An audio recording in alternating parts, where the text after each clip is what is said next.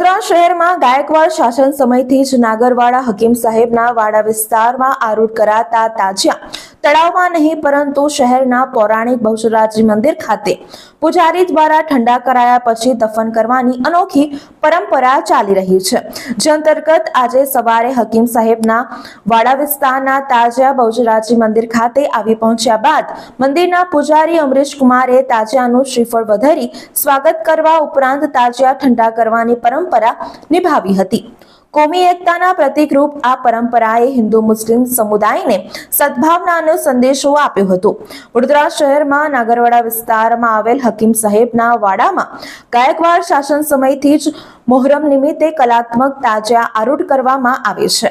આ તાજિયા 10મા દિવસે તળાવમાં નહીં પરંતુ કારેલીબાગ વિસ્તારમાં આવેલ બહુચરાજી મંદિર ખાતે લાવી મંદિરના પૂજારી દ્વારા ઠંડા કરવાની અનોખી પરંપરા ચાલી રહી છે।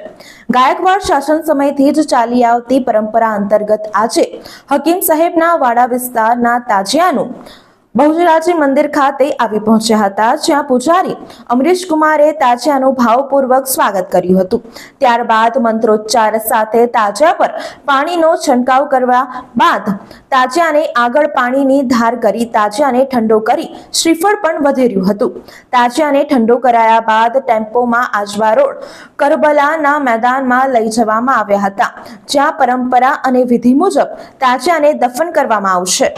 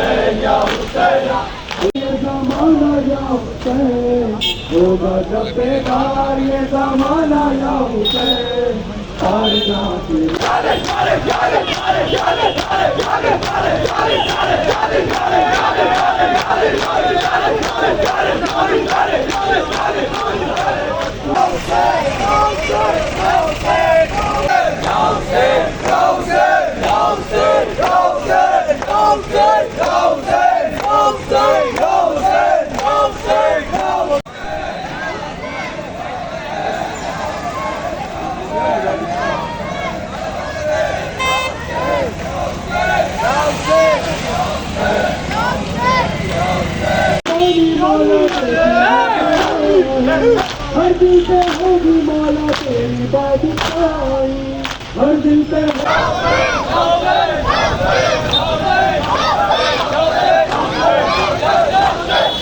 इनाम होगा, तेरा पैगाम होगा, तेरा इनाम होगा, तेरा पैगाम होगा, सबके दिलों में होगी जिंदा करबला, सारे जाके पर होगा या ऐसा है ऐसा मेरे मौला का गाना, जिसकी खातिर ये ज़माना, रब ने बनाया जिसकी खातिर ये ज़माना।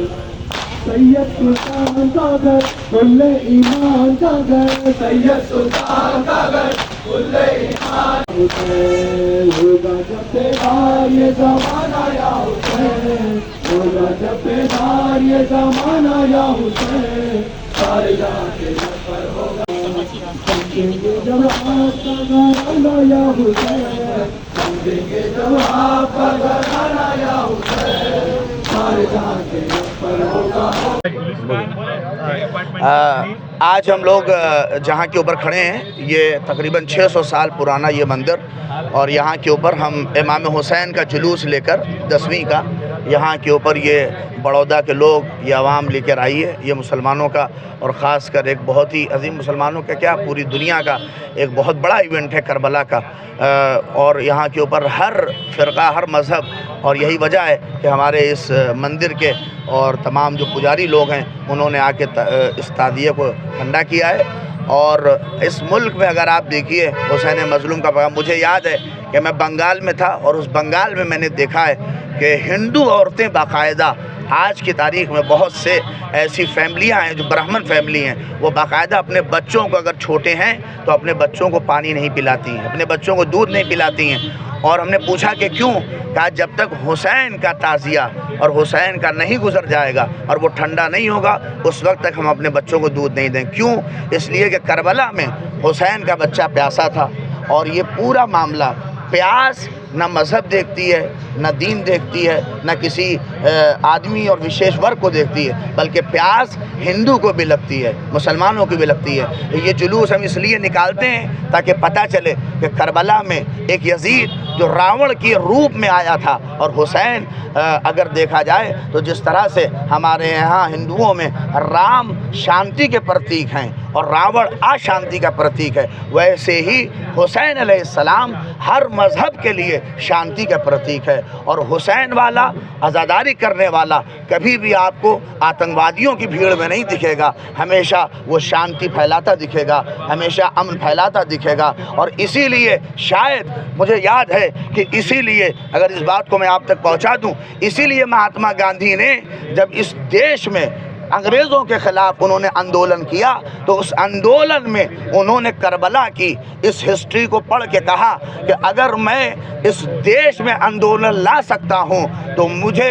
इमाम हुसैन का रास्ता सबसे बढ़िया लगा है। कि हुसैन चूँकि शांति के प्रतीक हैं और जिस शांति के साथ उन्होंने यजीद जैसे रावण को ख़त्म कर दिया, महात्मा गांधी जी ने हमारे इस देश को अंग्रेज़ जैसे रावणों से आज़ाद करके आज इस पूरे देश को आज़ाद कर दिया।